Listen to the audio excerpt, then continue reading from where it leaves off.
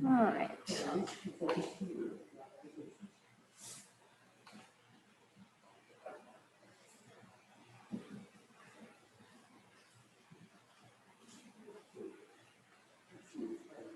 Mr. Green, can you hear me? First time I've done the Zoom, so I'm like, how does this work?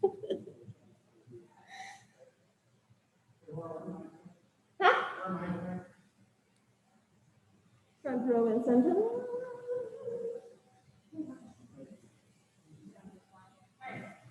I guess I'll.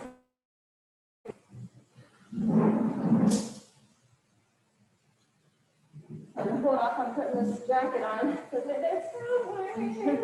We won't judge you.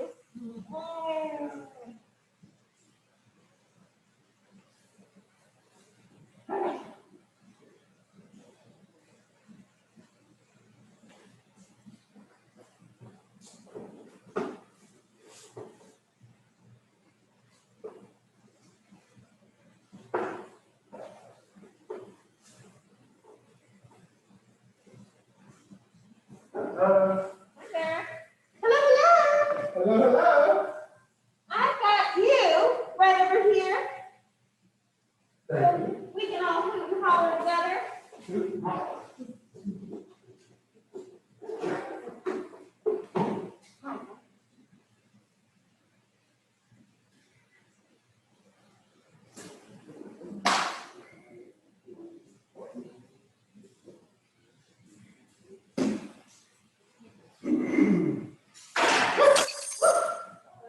Oh, come on now. Let me go get you another set. You're going for it. All right.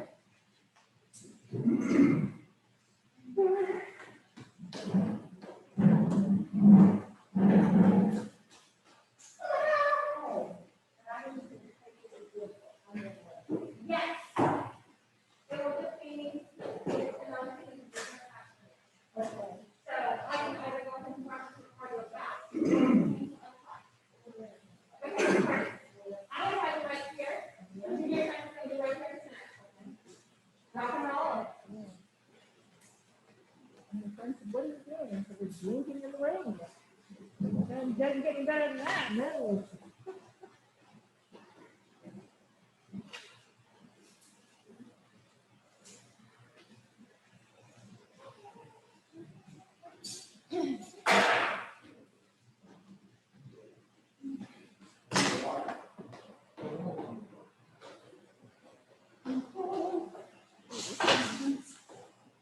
That smells lovely.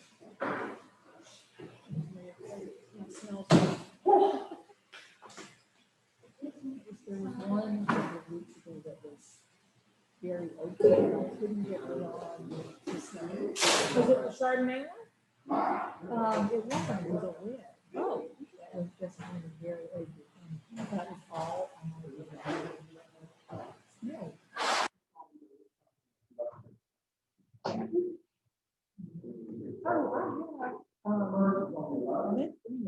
I should go get it. State of North Carolina produces a vineyard now. Yes. Yeah. Oh, I didn't know that. Well, there's going to be one on the back side of there. It should be on the, yeah, right there. You mean like a tour guide? A tour guide. Yeah, yeah, I can see like the barbecue one. Yeah. Yeah. Well, and most of They the, order a new state map from North Carolina. They send all the tourists with it. There's a Blue Ridge, there's a barbecue, there's a wine. Oh, there's a fourth one. They're all my It's good to know. Is it the website you go on to? Yeah. Yes. Well, today is my birthday. Happy birthday. Happy birthday. Thank you. And for my birthday, I was given the complete set of that in my father. That's a fabulous gift. Yeah. Wine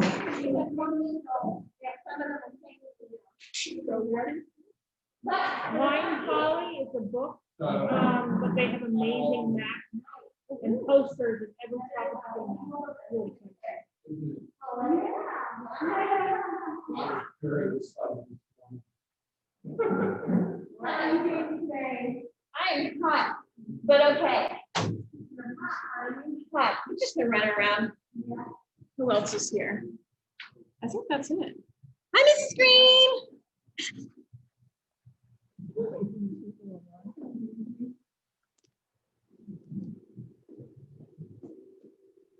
Yeah, I'm tall. I have to like get all the way back here.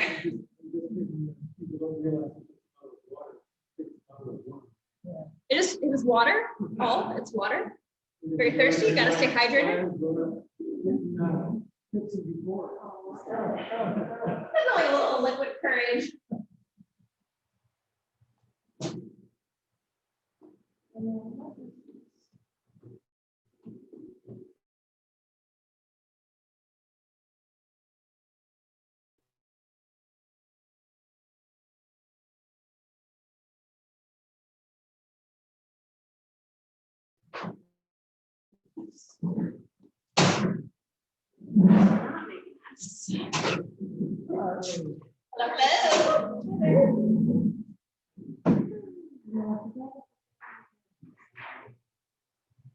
Yeah, you can go online. You can pick if you want a winery guide, a Civil War trail map, all kinds of stuff. Yeah. And a lot of the specific, like Yadkin Valley will have their own website, with their own information. Swan River probably. Well, I didn't remember checking any of it, and then you packaged them, they had all of Right. it, so, apparently I clicked something that said, you want tourist maps. Well, they might be Like, easier sure. to put them all in there, and then if they come back and didn't inspect it, all better.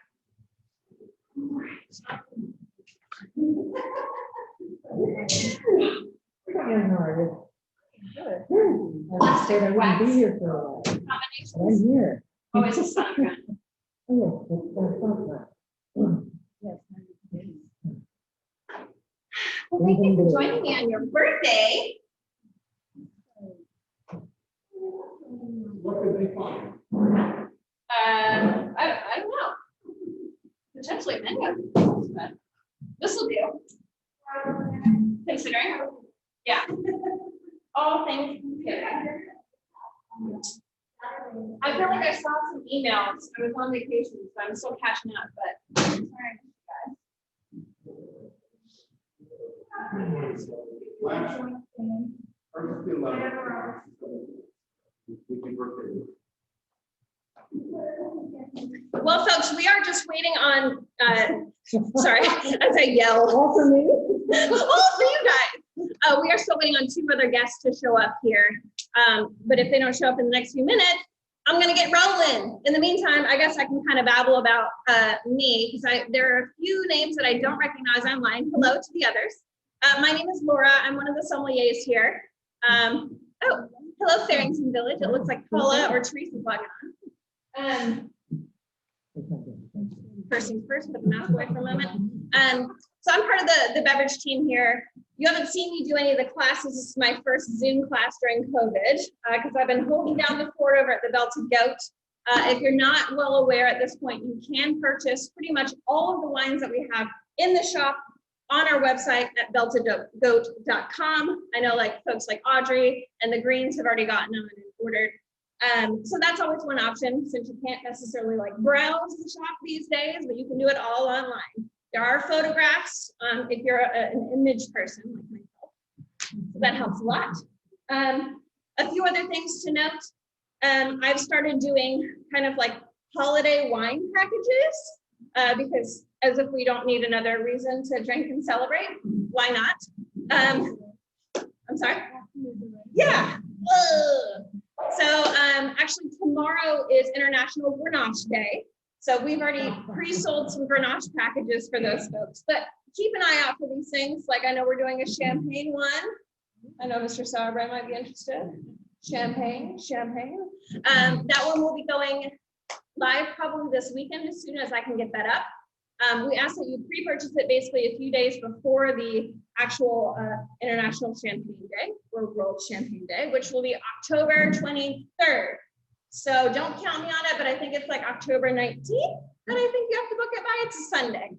But all of those can be found on our like shop.farrington.com. And I will make sure it gets posted to the wine class page. So it should be one of the first things that'll pop up as you're browsing for classes. So something to look forward to. Also, this Sunday or Saturday, if you're a beer drinker, Mr. Green, is Oktoberfest, the beginning of it. So have a beer, alas. You got that t-shirt, thank you. I did. I'm repping them today. We'll talk about it. Well, I guess you got, I've got to wash it, but yes, potentially. At least when folks pick up next Saturday, because we did an Oktoberfest 6-pack at home. Again, since you can't, come out and do the whole Oktoberfest thing here in the village, we did a 6-pack of 3 German breweries and 3 local breweries. There will actually be a 7th beer tossed in there, so you'll get 6 for the price of 7. Woo! But when they pick up their, yes, thank you. I promise. But later on in class, who knows? Yeah, so when folks come pick up next Sunday, I might be wearing my dirndl, which is a lot of fun. Anyhow, well, without further ado, welcome to our North Carolina and Virginia wine class tonight. So hopefully a lot of these names are maybe new to you. I'm sure some might be repeats, but perhaps you haven't had this particular wine, etc. Because I know we as Farrington have done our fair share of kind of representing a lot of North Carolina and Virginia wineries, at least even since I've been here. Like we actually did a wine dinner with Sanctuary Vineyards earlier this year, which was in January, which seems like 5 million years ago already. And so we've done our part to not repeat wines and wineries that we've already maybe featured a bajillion times, alas. Just like the man. The mass? Yeah. Yeah, well, thank you. And I apologize, my notes are on like flimsy paper. It's so humid over here. For those of you who have attended some of my classes in the past, you know that I like to talk about the history before we really get into the wines themselves. So we'll just kind of go over a little brief history of North Carolina and Virginia wines. So as you know, colonists have been getting drunk on local grapes for now centuries, well before there were really any wineries established. This might be our last set of folks here. So for starters, Lost Colony in Roanoke Island, North Carolina, where I was just vacationing last week. So if I didn't respond to your email, that's why, I'm sorry. Yeah, I got lost at the Lost Colony. So they, settled in the mid 1580s. Well, good evening. Hello. No, you're fine. Are you the Hairstons? Welcome. This table is all set up for you. And we've just gotten started. We're starting to talk about the history of North Carolina and Virginia wines. So back to the history, sorry there. So Lost Colony, they've also got the mother vine, which I got to visit, which is the oldest vine in the Americas, which they found in 1584. In Virginia, in 1619, the Virginia House put into law the Act 12, which basically required every male adult to at least tend vines to 10 in their plot and keep those going. And the Virginia government actually brought over vintners from France and Spain to help teach them how to tend vines, which I thought was kind of interesting. Like, here. as part of being part of our colony, you've got to try and grow some vines. We'll figure it out. None of them actually really took, basically. Charles Carter was an individual that we need to thank a lot for Virginia wine industry. He was actually the first person recorded in America to have made excellent wines according to the British government when he sent them over. They tasted them in 1762. And he was also one of the individuals who pushed for increasing viticultural in the area instead of relying so much on tobacco trade. They felt that that was going to be on decline, which is really not the case these days, but not so much back then. 1773, as we keep going, the Virginia Wine Company, with famous members such as George Mason, George Washington, and my boy, Thomas Jefferson, I love him. Go visit Monticello. So they actually paid to have 2,000 acres of vines put in place across Virginia, which is how the start of Monticello came about. They initially imported all of their vine clippings from Europe, and Thomas Jefferson brought those in from 1773 to 1802. With no success did any of them take due to climate issues. They didn't realize that European vinifera won't take unless it's planted and grafted onto local rootstock, which is how we stopped phylloxera in the late 1800s and early 1900s. It just didn't take. And there are all sorts of pest problems, and they didn't really know what they were doing. So poor Thomas Jefferson, he gave up and he quoted, "Vinifera will take centuries to adapt to our soil and climate," which is not inaccurate, because really we've just started seeing a boom in the last 30 to 50 years, depending on those states. And believe it or not, with Thomas Jefferson's even fine palate, who really, really loved his European wines, you know, he spent half of his income on wine at one point in time, which not a bad thing, personally speaking. But he gave up and planted local Vitis labrusca in 1807 and got accustomed to the foxy taste, which we'll talk about that here. A whole century later, 1873, Monticello Wine Company sent off what they call a grape called Norton, which we will taste later for those of us who are here. Norton, they sent that off to the Vienna World Fair, and it won the best red of all nations and went on to get more awards for the next few expositions that went after that. So like Paris, it won awards there as well. And before Prohibition, Monticello Wine Company was the largest winery in all of the South, which is something to say. Then of course Prohibition hit, everyone stopped making wine.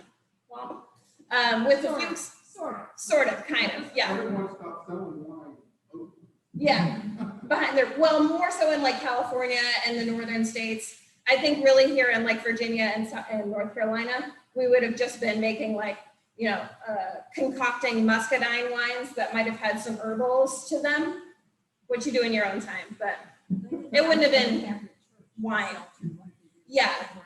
Yeah, so for those of you listening, basically it was like California and some wineries up in north that would have been able to continue making wine for religious purposes, but they had to, yeah, sacramental wine, but they had to apply for this through the whole government. It was a whole hoopla. So not a whole lot of wineries, you know, continued making wine during Prohibition legally. We'll say that. Anyone want to take a stab at North Carolina's oldest established winery in 1975? It's probably not one we drink a whole lot of. Nudge, nudge. No, they were 85. Although they'd started planting in the late 70s. Sorry, they asked about Biltmore. I don't know if you guys can hear from there. Dukeland Winery! Believe it or not, yeah. Yeah. However, there was an earlier acquisition of vines that were planted in 1972, which the winery is still existing, West Bend Winery. I've not been myself, but I believe they're up in Yadkin.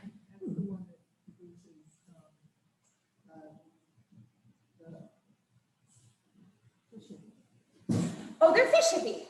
Ah, we talked about fish hippie at a previous class. Elias, cool.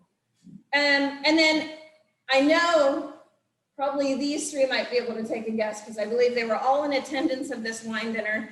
I believe probably Audrey and the Greens will have known this.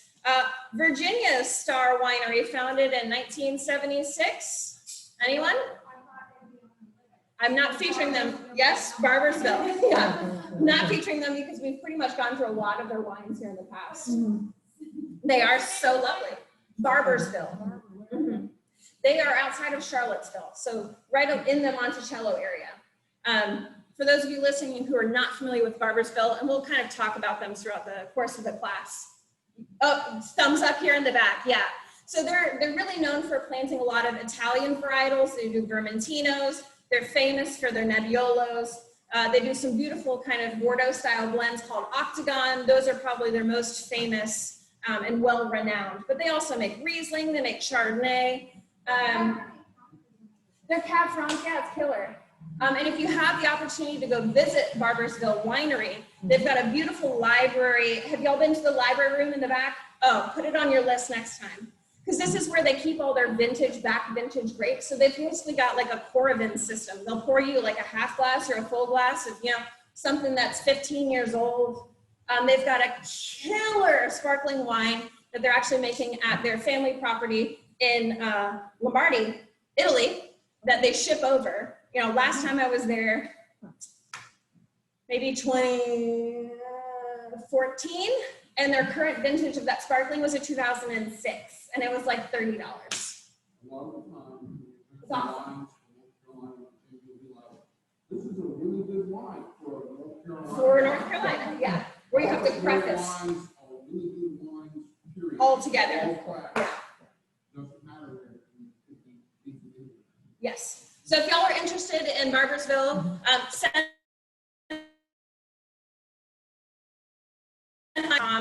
and I'll reach out to everyone here. I can always get you pricing about their current information and their current releases. So they do make some outstanding wine. If you've been to any of the wine dinners with Max Past, he represents them. It's amazing. I'm sorry? Ah, yes. Yeah, they do have an Italian restaurant. I think they even have an inn, maybe? Okay. New chef. I've never been able to stay there, but it's something to put on your list if you're up in Charlottesville. Whew. So that was a brief history about North Carolina and Virginia wine regions. Thank you all.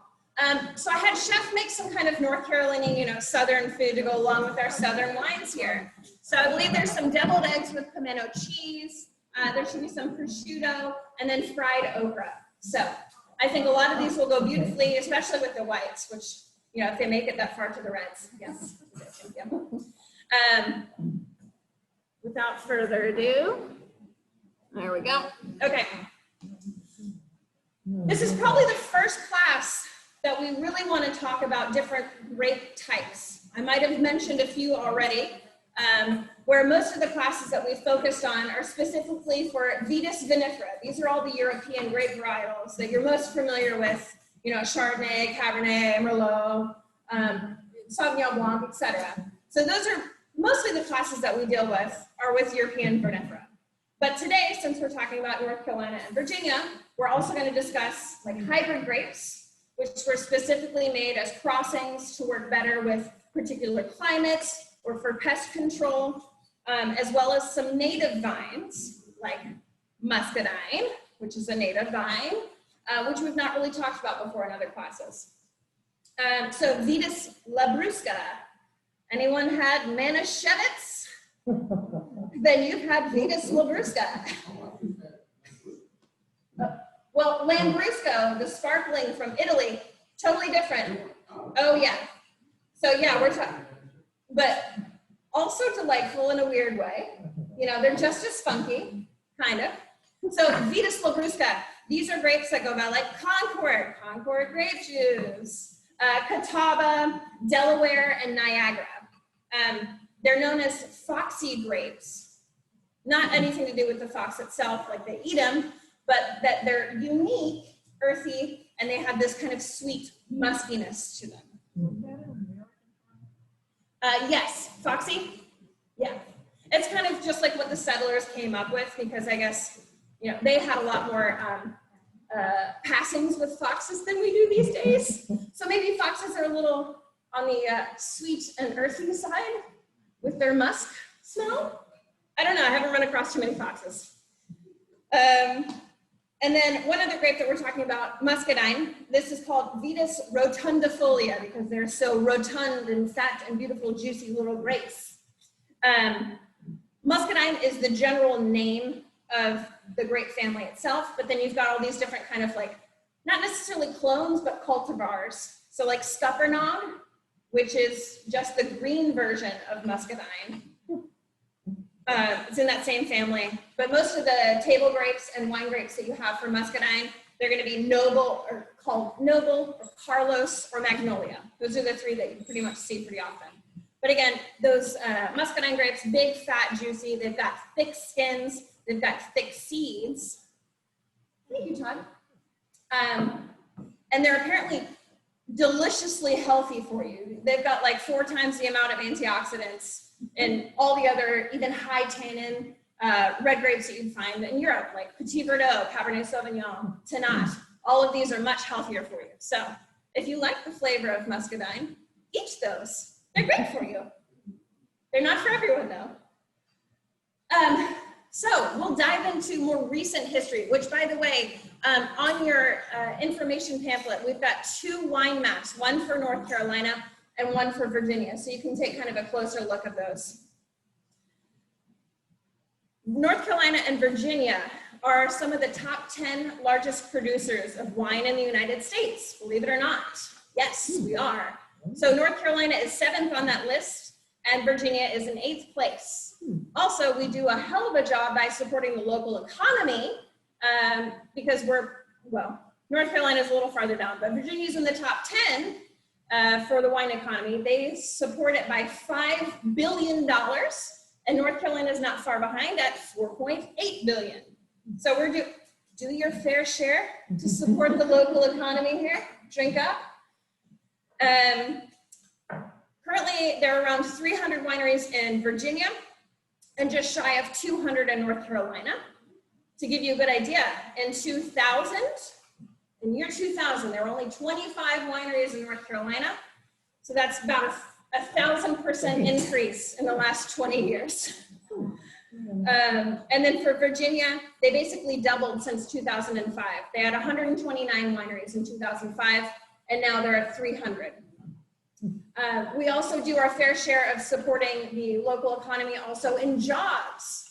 Both states employ about 25,000 folks across the state, whether that be, you know, directly on the at the winery itself, tasting rooms, that could be corks, you know, because we also make corks here locally in North Carolina, believe it or not. Noma cork, those plastic recyclable corks, those are from North Carolina. Ding, ding, ding.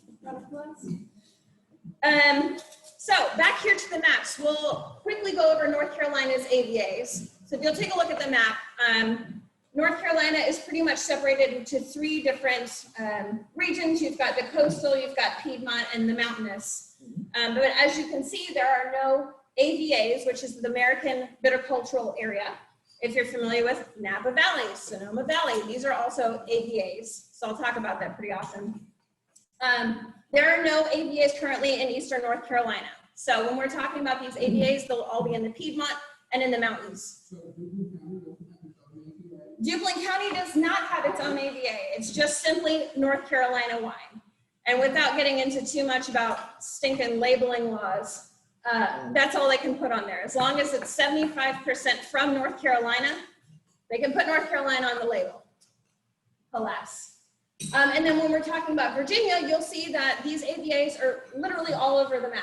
So they've got, you know, mountainous, they've got Piedmont, and they've got coastal as well.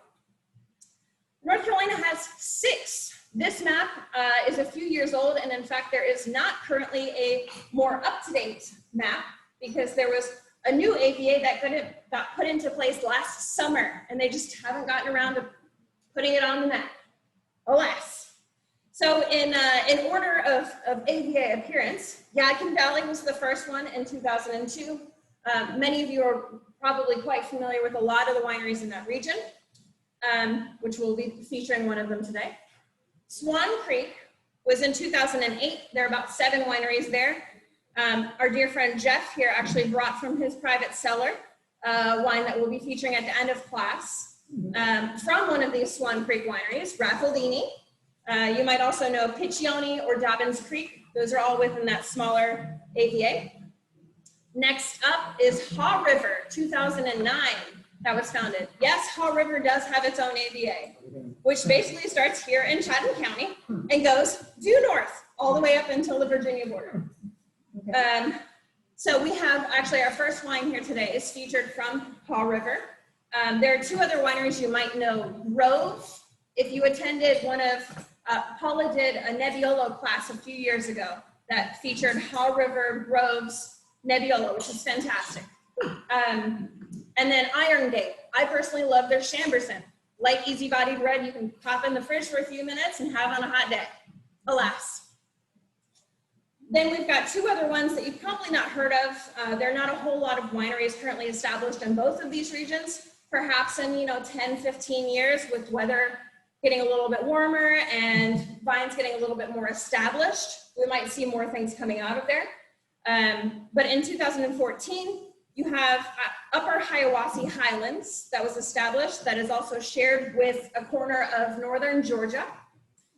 And then you have the Appalachian High Country, which is 2016. That is shared with Virginia as well as Tennessee. And then again, that most recent one that was put into place last summer is called the Crest of the Blue Ridge. And this will feature actually some wineries that I really like. Give them time. But Burnt Shirt currently makes some Gruner Veltliner, which is I think the highest altitude Gruner, at least on the East Coast. It's at like a couple, 4,000, 5,000, which is high. Because Mount Mitchell is like 6,000 feet altitude. So that would be, if you're familiar with where like Black Mountain or Hendersonville is, that's that whole region right there. So basically, if you go right down into Hendersonville, which is south of Asheville, drive maybe about 45 minutes. You've got Burnt Shirt, you've got St. Paul. They do some fun kind of sparklings. They do a lot of sweeter styles, but they also have some dry. They also make cider.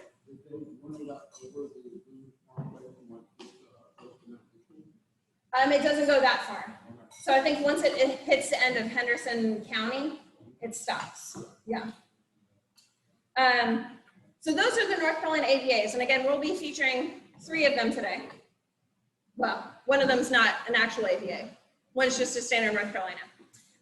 And then for Virginia, there are 8 AVAs that, as you can see on that map, all the way from the top north, all the way over to the coast here. But we'll really focus on the Monticello AVA, which is right around Charlottesville, kind of in the center. And then Shenandoah Valley, which is in the far northwest corner. And that actually goes all the way up into West Virginia as well. So that's a shared, which I find it interesting when looking at the years that both of these AVAs came into play.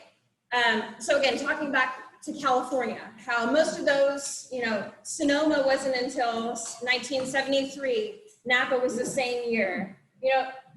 These 2 AVAs in Virginia, Shenandoah Valley, was put into play in 1982, and Monticello was put into play in 1984. So they're really not that far behind the curve in regards to specifically East Coast wine regions. I think that's something that we can really be proud of, personally.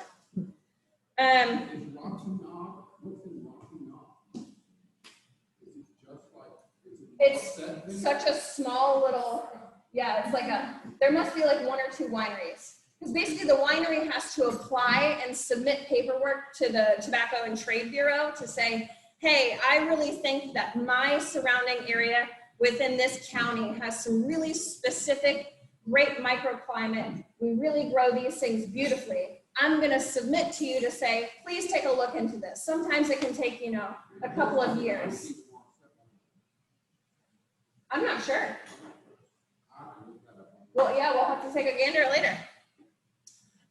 So most of you, if you've had North Carolina wines, you're probably familiar. We do really well with Chardonnay, Viognier, Merlot, Cabernet Franc, all your Bordeaux varietals. Petit Verdot does grow very well right here in both states, North Carolina and Virginia. But we'll be talking about certain microclimates, and some of these AVAs do better with those hybrid grapes that we just talked about, just due to unusual weather patterns, pest issues. And then some wineries have featured some old world, very unusual grapes that you might not see in a whole lot of places, but they do very well for those specific areas. So without further ado, let's talk about the first wine here. Fire Clay, this is their Chardonnay. Again, they are in Haw River AVA. If you want to know their soil type, they are silty clay loam, which means it's great for pretty much all of the soil types we're talking about today have some form of sand in them, which is great for drainage. This particular one has a little bit more fertile soils with the silt there. So things are just a little bit more vigorous. So they're actually located, their winery is located in Siler City. Very small family operation with 2 generations there. The family members we'll talk about today are the Mitrons, because they basically do the sales side of things, and their son Eric is the winemaker. He went to NC State and has a chemical engineering degree, but he is pretty passionate about letting the vine do its thing in the vineyard without manipulating anything in the winery itself. So he's not adding a whole bunch of stuff, really just wants to let that fruit express it. The winemaker, yeah. I think he's probably about my age or so. Actually, hopefully next week, if the weather's nice, I'll go out and sit on their patio. It'll be nice. So they're pretty small properties, 7 acres. They were planted in 2011. They've got both hybrid grapes. Again, what you have in your glass is a hybrid grape here. And they do grow Tannat, Cabernet Franc, and Cabernet Sauvignon. Those are the 3 vinifera, European vinifera that they grow. So Chardonnay here, that's the name of the grape, which is a cross of Chardonnay and Saval Blanc. Those are 2 different grapes here. Basically, it's a late ripening grape, which allows you to, fully mature, let it get really, really ripe, so it can be a full dry expression. It's typically pretty delicate with some nice fruity, sometimes some grassy notes. I think specifically they've planted some of these hybrid grapes because there are a lot of pest issues. Haw River AVA is just a little warmer than a lot of the AVAs we'll be speaking about. And if you follow anything about winemaking, Pierce's disease is a big problem that we're having across the nation. Basically, it's a bug that affects the vine. Their saliva gets into the vine and basically stops all growth. So the vine doesn't pull up any water. It fries the leaves. Any of the grapes that are on the cluster start desiccating. It's a detriment. So these hybrid grape varietals are generally not susceptible to Pierce's disease because they've worked it out over a span of time to say, oh, this works against Pierce's. So Saval Blanc, it's a small blending grape. Yeah, you'd see if you go in like Western North Carolina, because it does pretty well with the cooler climates as well. You'll see it a lot blended in with kind of sweeter styles.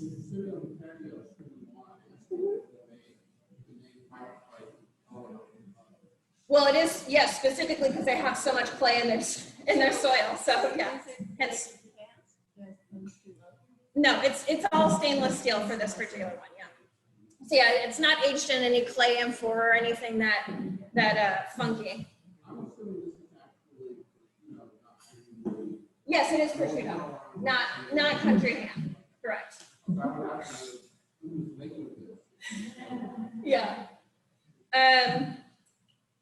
On the subject of hybrids, quickly we'll just go over this. They just planted some new vines, which are new hybrids that I had not heard of. It's a blend of Cabernet Sauvignon and Norton. That's their parentage. So there's a red grape called Crimson Cab, and then the white grape is called Cabernet Doré. So I'm guessing they will either blend these in. They also do make single varietal wines. They make both. So that's something to look out in a few years from now, 3 to 5 to really give it time to mature. So with this Chardonnay here, all again, stainless steel aged here for 1 year. They top off with a little fresh juice, which gives it that kind of sweeter, more aromatic styles. Like I got some kind of gingery notes and honey from this, but otherwise it's like white peaches, fruit cup. It's very aromatic, like with magnolia, and a little bit of Meyer lemon. There's also, the winery gave me, they make an oak Chardonnay version. So the same wine that they're having right here just happens to spend a year also in once use. Pardon me, I gotta find my mask so I can go around. Yeah. So yeah, fruit cup for me, that's like, anytime I drink Viogniers, it's fruit cup for me, you know, like takes you back to kindergarten, you rip open the little thing, there's cherries and peaches and apples and oranges. Fruit cup, it's smelling, you know? All right, so I'm gonna hit this table first. Again, this is the oak Chardonnay. Sorry, folks, I only had one bottle. No.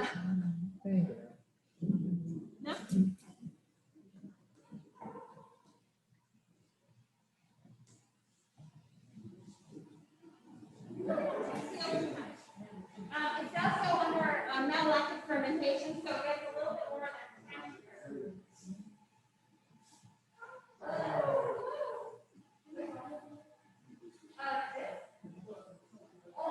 It's not super hard.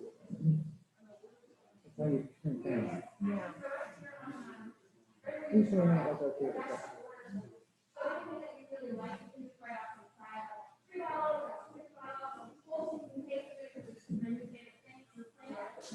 And then if you have questions about like data, still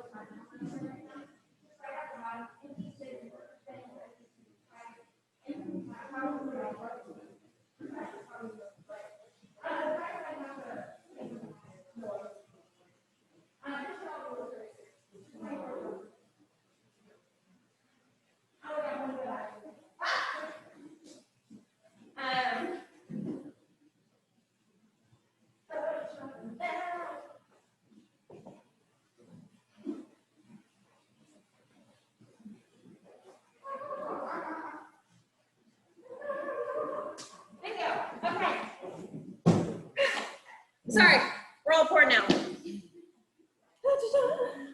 Alrighty. For those of you who can see, yes, it was pointed out earlier that I am wearing a shirt for Sanctuary Vineyards. We are moving on to wine number 2 here. Sanctuary Vineyards, this is their triangle. It's a blend of 3 different grapes here, which I'll zoom in here. It says Napa, Bordeaux, Tuscany, and then Currituck, because that's the county that Sanctuary Vineyards is located in.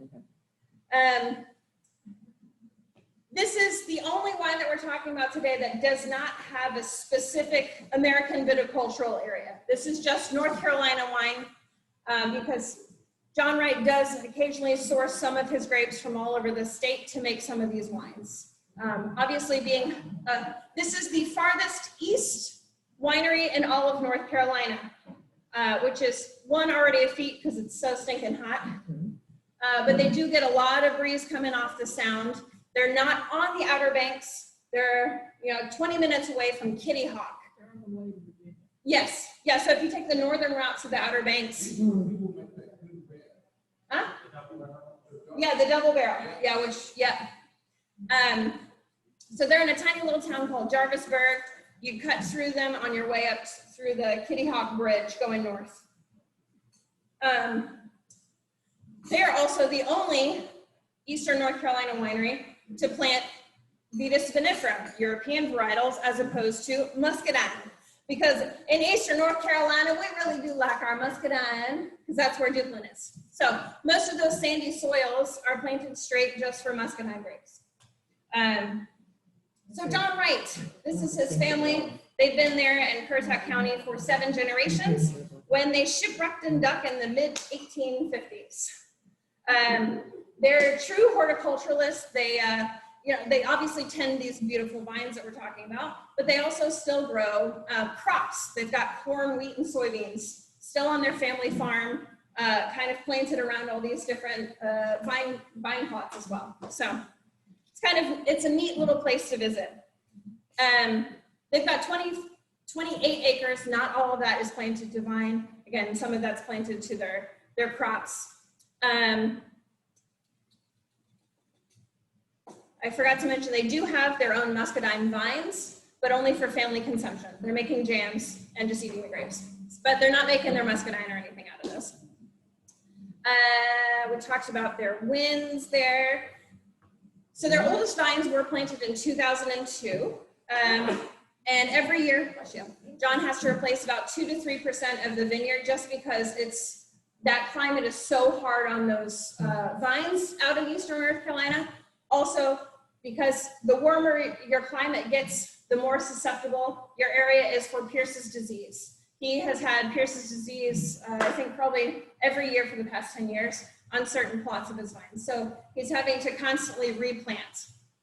It's just part of the life out there. You know, one of his great quotes is, "Every year is a different story here at Sanctuary. Tales of fierce winter snow and nor'easters, starry summer nights and fierce hurricanes, all reminding us of our small but significant place as stewards on this coastal gem." You know, I think basically every year it's a new issue, and he's just kind of rolling with the punches. So COVID was really nothing for them. They're like, yeah, what's the new problem this year? Alas. So again, we featured Sanctuary already this year, but they make some killer Albarino. They've got Chardonnay, Traminette. They do a beautiful old vine Traminette.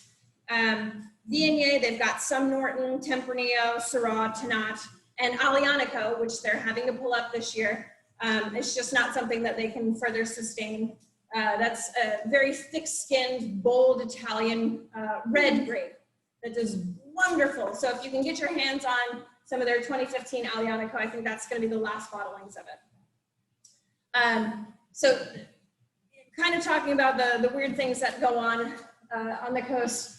Last year with Dorian passing through, they called upon all of their neighbors, friends, basically anyone that they knew to come out and help them harvest all of their grapes before Dorian came through. So they got it even like hours before Dorian winds really started popping through. And I think there was only 1 acre that they just couldn't get to, alas, c'est la vie. But they made a fun product out of you know, what they could source from their property that year called Dorian. So it was a Tannat and Petit Verdot blend. So the Tannat that they could source from their property that year, they blended with a previous year's, what would have been double barrel to make this fun product. So it's a multi-vintage instead of a non-vintage or a 2019. So what you have in front of you, however, this beautiful blend called the Triangle. You know, it's supposed to be named after the Bermuda Triangle because weird things happen there. So this is predominantly Viognier, 58%, 40% Chardonnay, and 2% Vidal Blanc. Vidal Blanc is also, it's a hybrid of Uni Blanc or Trebbiano. You probably had those if you're like Italian crisp whites, Uni Blanc if you drink a lot of Southwestern French wines. But it's great in its hardy, cooler climate weather. Definitely grows very well in the mountains. And it's got a higher sugar potential. So it adds a little bit of that juice factor as well. And I'm sorry, they're trying this on the hot coast. I'm sorry? If it grows best in cooler mountain climates. So they're he's- trying it on the hot coast. Why? John is sourcing grapes from all over the state to make some of this. So like, for instance, the Viognier and the Chard would be some of their estate fruit, and then they would have purchased probably some from Yadkin Valley, some from the mountains.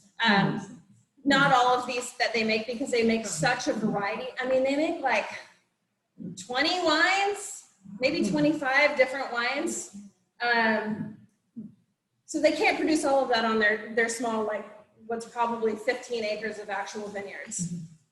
Speaks well to his winemaker. Oh yeah, no, John has a lot of fun. He really likes to do kind of rounder styled whites. He likes to do a lot of skin contact. So this necessarily didn't see any skin contact, but they do some kind of like orange wines. It's got a little bit more structure and like tannin, you know, it's got a little grip to it, which makes it great food wine, and it ages well. But that's just his stylistic purpose. But yeah, for this triangle, it's like very yellow. I slopped on myself. Yellow apples, some some honeysuckle. Again, all of these are pretty aromatic styles. I do get some like white button mushrooms, some sort of like fungus type, which I think is great. Ripe peaches, and then some orange wine.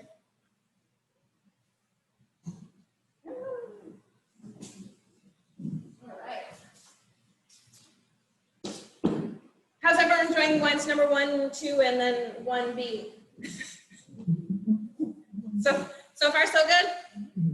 All right. Moving on to our first. I just had wine number 2. Yes. So our first Virginia wine that we'll talk about is wine number 3 here from Stinson. This is called their Wildcat Arcatzelli. Yes, that is the name of the grape, believe it or not. So Stinson is located in Crozet, which is outside of Charlottesville, just slightly northwest, maybe 15 minutes or so. This is a father and daughter garagiste project, which is literally their winery is a garage. It's a 3-car garage that's been converted.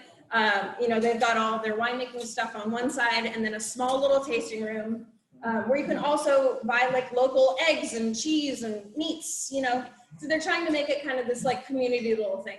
With being that close to Charlottesville, I'm sure folks go in and out like, oh yeah, well, while I'm here, I'll pick up some eggs. Alas, make a frittata. So the family was originally drawn to the property there. Scott Stinson, the father, is an architect and was really intrigued by the historic house on site called the Piedmont House, built back in 1796. They're slowly starting to restore that, which I think will be an interesting portion of their property. But they've got 7 acres planted to predominantly Sauvignon Blanc, Chardonnay, Petit Massing, Cabernet Franc, Petit Verdot, Cab Sauv, and Tannat. Their original vines actually were planted in the late 70s by one of the stars in Virginia, Gabrielle Rouse, who was the viticulturalist to plant all of the original vines for Barbersville in 1976. Gabrielle Rouse does not, unfortunately, distribute to North Carolina, but makes some fantastic Nebbiolos. Again, I think with the Italian connection, already planting stuff for Barbersville, it's worth a trip if you're in there.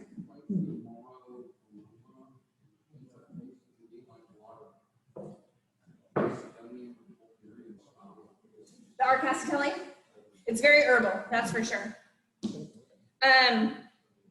So here, we'll skip ahead to the Arcatzelli. That is the name of the grape, or Cazzelli, depending on who you talk to. It's an old ancient grape from Georgia, which I'm sure it's hard to see on the label itself, but there is actually Georgian script here on the front. Yes. Theoretically, those are the oldest vines that we currently know of, are in Georgia. Georgia, the country, not the state. Great question, yes. Old world Georgia, way yonder.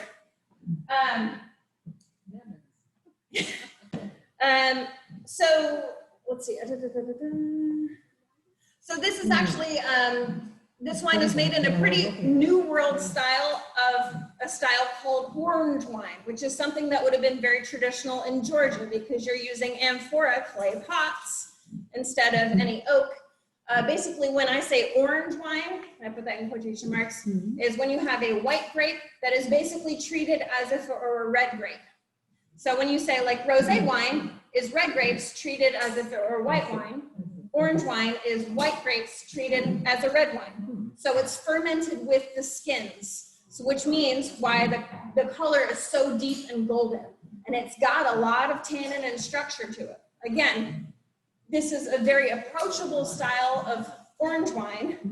Most orange wines will like rip your tongue right off. This, you have to have food with them. But this one by itself, you can drink. I think it's amazing, but it's definitely a good food wine as well.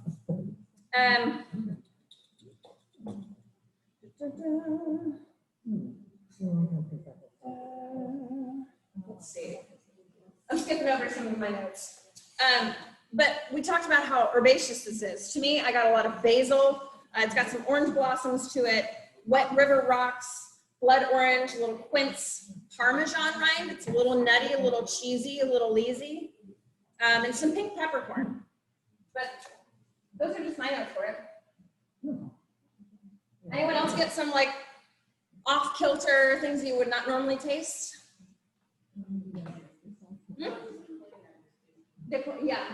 So they do have at Stinson, they use a lot of concrete eggs, which helps with kind of flow when you're fermenting. It just is this like centrifugal force that keeps going and going and going, especially with skin contact. I'm sure that they put a lot of these in those concrete kind of new age amphora instead of the stainless steel. Because in the stainless steel, you have to, you know, use, you have to pull the juice up and pump it over if you really want that skin contact access, or you got to squish all the grapes manually. So in the concrete egg, it just kind of does all the work for you, which is really nice as a winemaker. They do a lot of back-breaking work, I'll tell you that. So Perdita and I are discussing whether the coolest Pinot Grigio would be like Yes, it is. Well, most time it's even like pinkish. So we're talking about Pinot Grigio. So you can't make orange wine with every single white grape. The white grapes that you can make orange wine with are very thick-skinned. They have some different, you know, they're not like white or greenish grapes. They've got like an orange tint to them. They might be blush colored. They might be even slightly red. So things like Gewürztraminer is one of those. Pinot Gris, literal translation is gray, you know, gray grape. Pinot Gris is actually a pink grape when it's fully ripened. So anything that's got a little bit more color to it is what you can make these orange wines out of. So like that Poulos Pinot Grigio, which is a Slovenian Pinot Grigio, it's got this like light pink tone to it. It's still made as a white wine, but it has a little of that skin contact, just for a little liveliness, right? Right?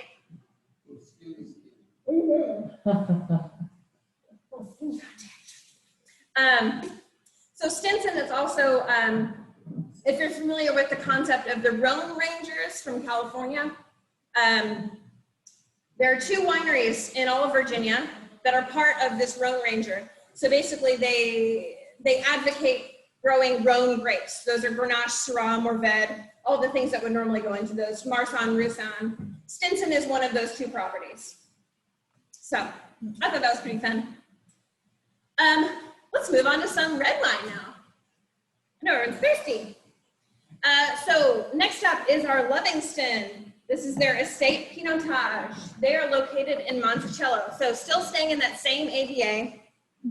I forgot to mention that, excuse me, both sites are pretty granite and clay soil based. So pretty mineral driven with great drainage for the clay, but it is a rich soil. So these are typically sites that grow a lot of Bordeaux blends, which Stinson makes plenty of as well. Livingston. And this is very, very tiny little scripture down here. Gilbert's Vineyard, which is their estate here, 2017. They were founded in 2006 with 10.5 acres. It's the Puckett family, but it's really the winemaker, Ryan Rassau. He's South African, so there are a lot of vowels in here. For his actual name, it's R-I-A-A-N, which is why we have a grape like Pinotage, which was a cross of Pinot Noir and Cinsault, which in South Africa is called Hermitage. So you have Pinot Tage. That's how you got it. Hermitage Pinot Noir. But this was actually made in South Africa. So it's like a South African pride thing for him to have Pinotage on their site. Livingston is a little farther south in the Monticello area, actually not far away from the Appalachian Mountains. So it's a little cooler climate, which really allows pretty good opportunity here for the Pinotage. It's still pretty young vines. I think they're only about 10 years old. Ryan prefers to vinify very delicate and restrained wines. And the winery is actually built in a gravity flow. So So they're not having to use any mechanization. They're not using pumps. They're just letting all of the juice kind of naturally flow and do its thing. So kind of with that lesser minimalizing contact with anything. He likes to embrace tradition, but never close the door on what's next, like Pinotage and Virginia. Josie's Knoll Vineyard, this is their estate, mostly grows Bordeaux grapes, Cabernet Franc, Merlot, Petit Verdot, but they also have Chardonnay, Seyval Blanc, and again, this Pinotage, that is. Spends about 10 months in neutral French oak. And I got so excited when I tasted this. So all of these wineries I've had in previous years and many, many trips across North Carolina and Virginia myself. So it was not very hard to pick a lot of these, but it was really refreshing to retaste some of these with more current vintages. So for those of you who know me, I really like kind of lighter style reds, very aromatic. The more delicate and floral, I'm probably game for it.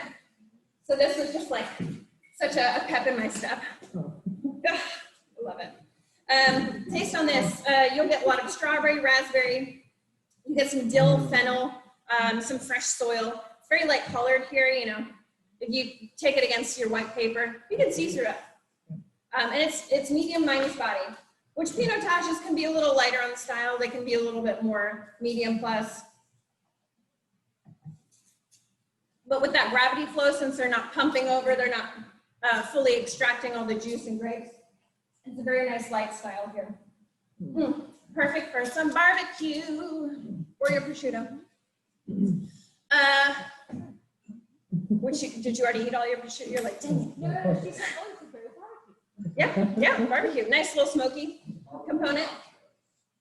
I'm a fan of snacking late at night, and Fritos makes a barbecue Frito flavor, and I was killing it with some of these wines. So if you like your MSG in a bag, yes, Fritos barbecue.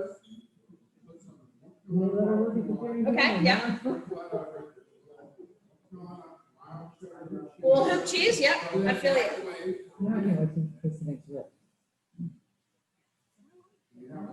Yeah. Don't get me started on nachos, Edward. Edward always loves to talk about food, always. Why would I not want to? Wine number 5 here. We are still staying in Virginia, but we're moving a little farther northwest from there in the Shenandoah Valley. This is Oxeye Lemberger.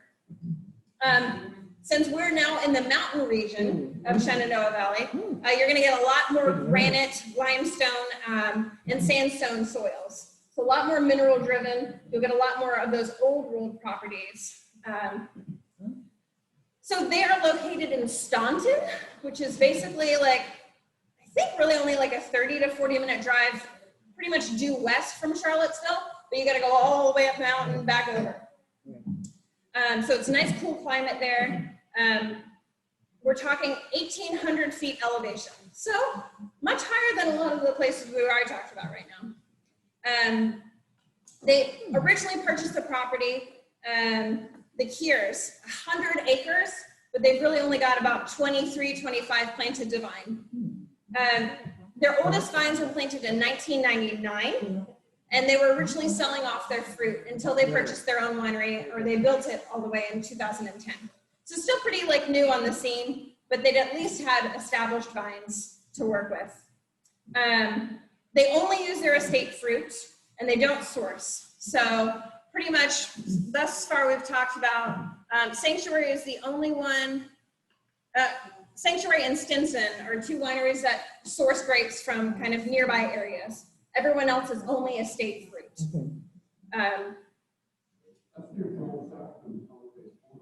I'm sorry? Sounds like delight. Edward's giving us tips. Yeah. Edward, a nut you say? Come on. He's not a farm. He's very much on the leading decades. What you can do is set planning as well as having animals sustain the range So trying to incorporate like biodiversity, organics, etc. Yeah. He's got beehives, apiary. I learned that new word recently. Beehivery. Yes. I mean, I'd have to look it up, but most of these would probably be, actually, I wrote down at least for Stinson. Hang on. Yeah, that might be like half of their, yeah. No, at least for, so I would say by far the smallest that we're talking about today is Haw River. Since they really are only using their estate fruit and they've only got like, what, 7 acres, I said. So they're probably making less than 3 to 5,000 cases, which is, yeah. And I might be overquoting in the case of Haw River. What are the grapes in the outside again, please? I'm sorry? The grapes that are in the outside. It's Lemberger itself. So that is the name of the grape. That's Yeah. it. You said so. So Lemberger. How did we get Limburger? Well, yes. So not the cheese, which if you've had Lemberger stinky German cheese, it smells like feet and it's very, very creamy. But for cheese aficionados, it's lovely. It's one of those extra bloomy, stinky cheeses. But yes, not named after the cheese. It's actually, it also goes by the name Blaufränkisch, which you might be more familiar with. Or if you're the Italian side, Franconia. So Lemberger, Blaufränkisch, Franconia, basically all foreign names, right? Blaufränkisch, the literal translation of that is blue French, because they thought it came from, the original French land. But the grape is very blue. It's a very dark color. So Blaufränkisch is the same. Lemberger is just another name for it. Well, why don't you decide to grow that grape? Yeah. Okay, yeah. Are y'all gonna be headed in there? I can come swing by your table if you want. Rock and roll, yeah. My question is, will they have fireplace? They will not. But the Mayor D was pretty impressed with some of their wines, so stay tuned. Who knows? If Paula will let it. That's the hardest sell. Sorry. It seems like an obscure fruit. Maybe Yes. have the right climate and. Yes. So basically, Oxide really likes to focus in on German, Austrian varietals. They like kind of aromatic style grapes. They don't necessarily, they didn't say they have Germanic heritage or anything. But because they're in the mountains, they've already got that beautiful altitude. It works really well for what they're growing there. So they do some beautiful Rieslings. I used to pour those by the glass years ago in Cary. They make a few different styles of Chardonnays because everyone has to make a Chardonnay. But they also make Bruner, they make Traminette, and Pinot Noirs. So, and every year that I've had this Lemberger, it changes vastly from vintage to vintage. Some are a little bit more fruity, like this year's. Some are a little bit more earthy and rustic, almost like a Rhone style. But Lemberger, it's got this nice kind of like peppery notes to it. It's very brambly. Again, in some warmer climates, we're gonna have a little bit more perfumed notes to it. To me, this is like, I'm sorry? Yeah, it's very mild. I think they only use neutral oak, maybe just a smattering of some new French oak, just to give it a little bit of that kind of like textural and vanilla notes.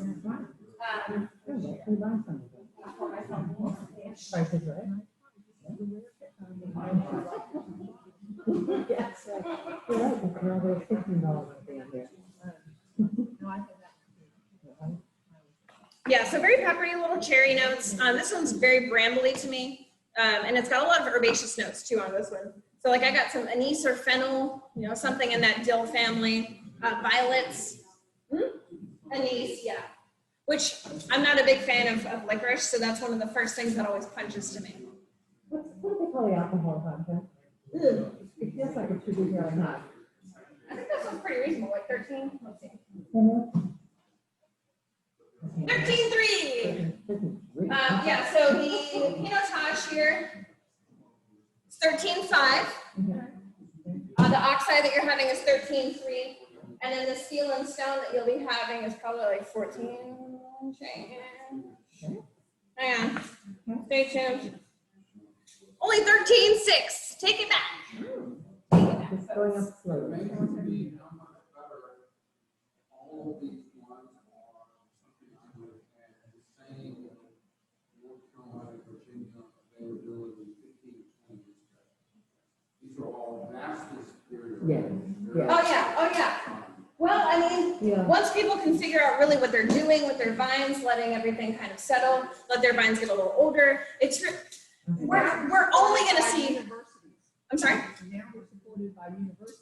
Yes. We have a huge viniculture program at Appalachian. Yep. And some of the other campuses. Well, yeah, now we know how to do soil surveys, so you can actually figure out what the hell's gonna grow best in the soil you got in the dirt in front of you. Like, huzzah, it's amazing. So yeah, there are a lot of state opportunities to really be able to kind of figure out what is gonna be best for your site, if you've got the extra cash for it.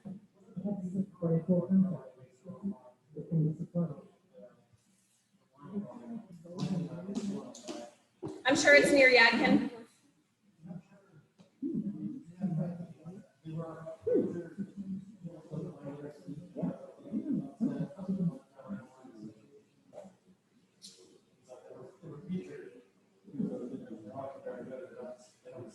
Okay, yeah.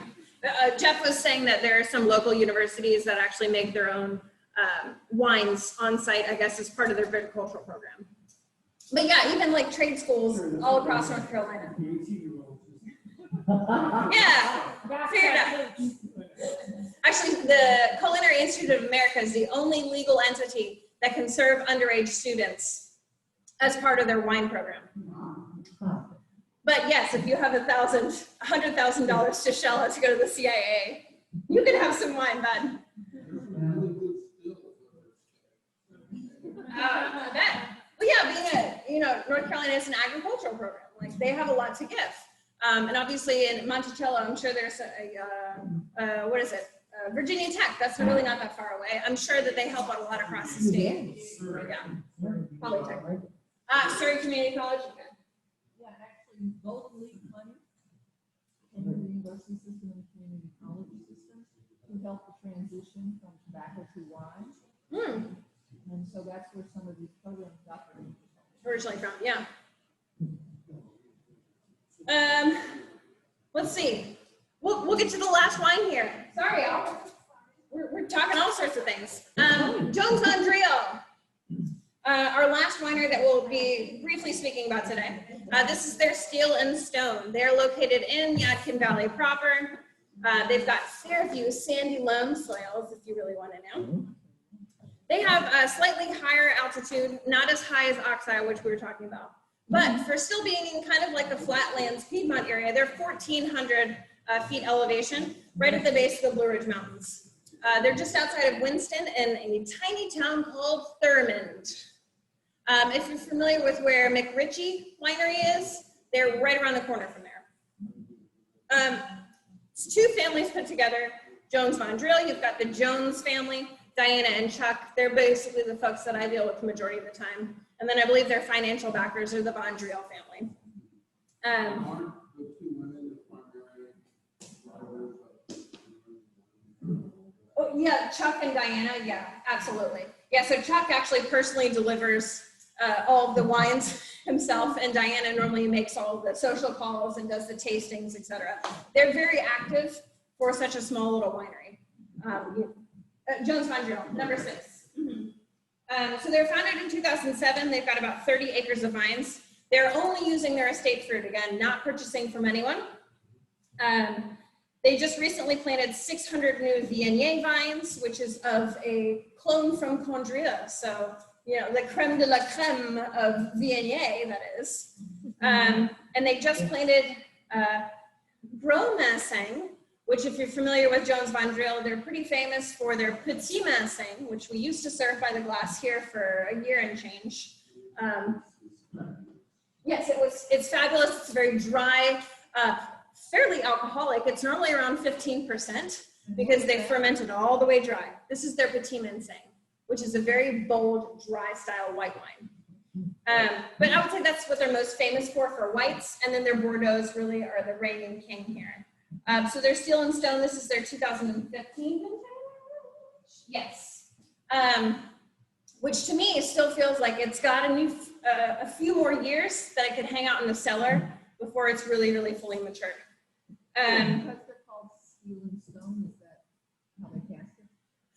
No, they just have goofy names. So they have like a rock and rail for one of their Bordeaux blends, steel and stone. Yeah, they're just trying to, yeah, absolutely. Yeah, you're like, well, what is that blend called? It was like steel and maybe some stone. I don't know. They have like a sparkling rosé called dulcimer, which, you know, there's actually an instrument called dulcimer, which is it's a beautiful little slightly sparkling Mourvèdre, which is one of my little favorites. It's a porch pounder. You guys know about those porch pounders. So the steel and stone blend is predominantly 65% Petit Verdot, which is a very bold, very tannic, very juicy red grape, and then 35% Cabernet Sauvignon.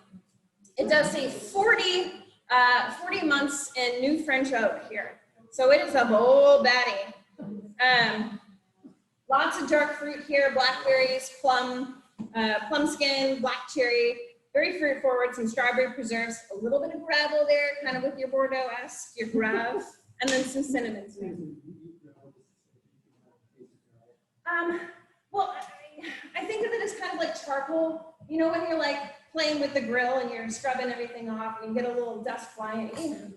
I know. I'm not licking rocks. I'm not munching on. So you don't all, so not all songs know what a fresh cut garden tastes like? Yeah, totally.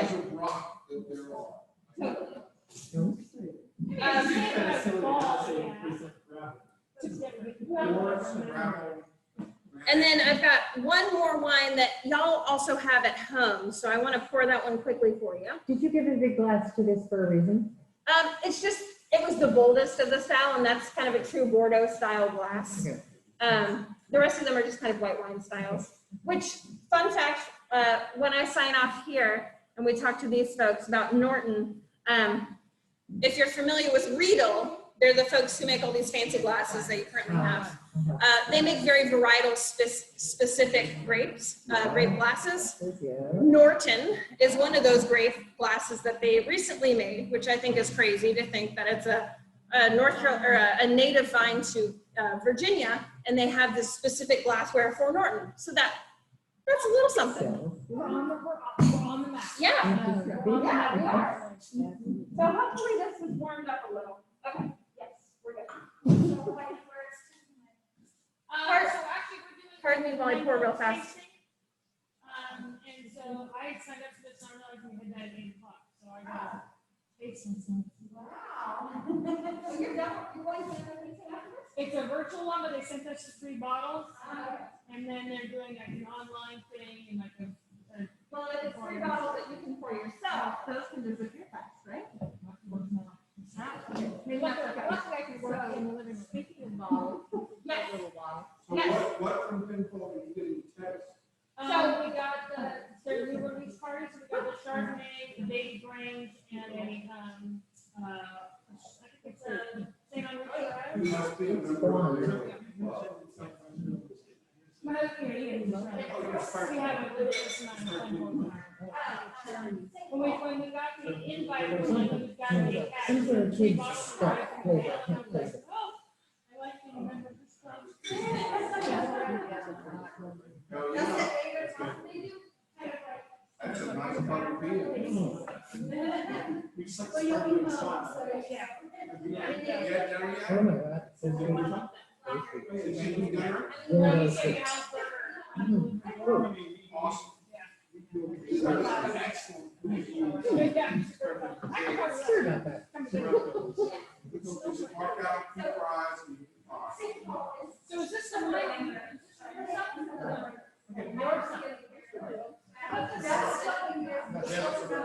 Yeah, we were worried. Somehow it's got no- They were just referring to it. Yeah. Very easy. Yeah, I just figured this was in my head. Sort of thing like that. I think it is. It's not the name of the adult. So So the last wine that I just poured for everyone, thanks for your patience, y'all. I want everyone to taste this together before we talk about it.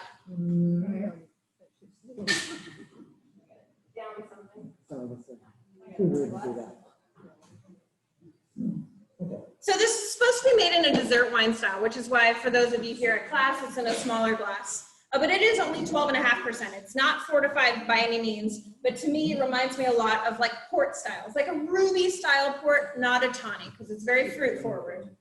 But as you can see, it's very light. This is wine number 7, called the plank, because you walk the plank as a pirate. Because this is from Sanctuary Vineyards and they're still on the coast. Can anyone take a guess as to maybe what kind of grape you're drinking? Muscadine, yes. This is the most approachable muscadine I've ever had in my life. I am not a muscadine lover myself, but I've been fully impressed by this. Put this on chill. I did keep this in the chiller here during the entire class. But again, for muscadine, it's got the nose of muscadine, but on the palate, it is much more approachable than you would have assumed by the nose, right? Yes, you're right, yes. Yeah. So now I talked about barbecue wine for wine number 4. This is barbecue wine. You chill this little bad boy. Oh my gosh. Chili dogs. Yeah, chili dogs. From Alice. Or roast grill. What else? What else do I want to eat?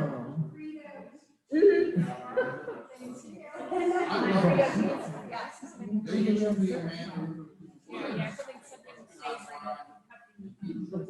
Yeah, cheesecake would be great. And it smelled just like this, but it tasted like fire. Like what? Fire? Yeah, see, triple distilled this. Yeah, this is not distilled. This is just natural wine. It's 12.5%. So that's the full gambit for those of you on the Zoom class. I'm sorry. We are going to discuss here the fine grape of Virginia called Norton, which is a native grape. It's a hybrid that was created. And this is the one that won those awards at the Vienna exposition. Is it in Virginia or North Carolina? Virginia.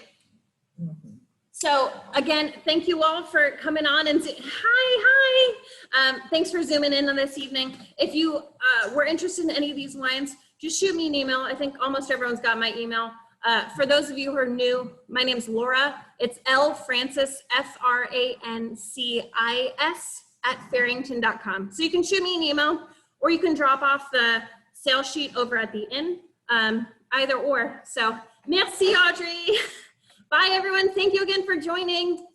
And don't forget, it's still North Carolina Wine Month, and October is Virginia Wine Month. So make sure to drink up. Yeah, hence the class. So I think I stopped video. Stop recording. Yes.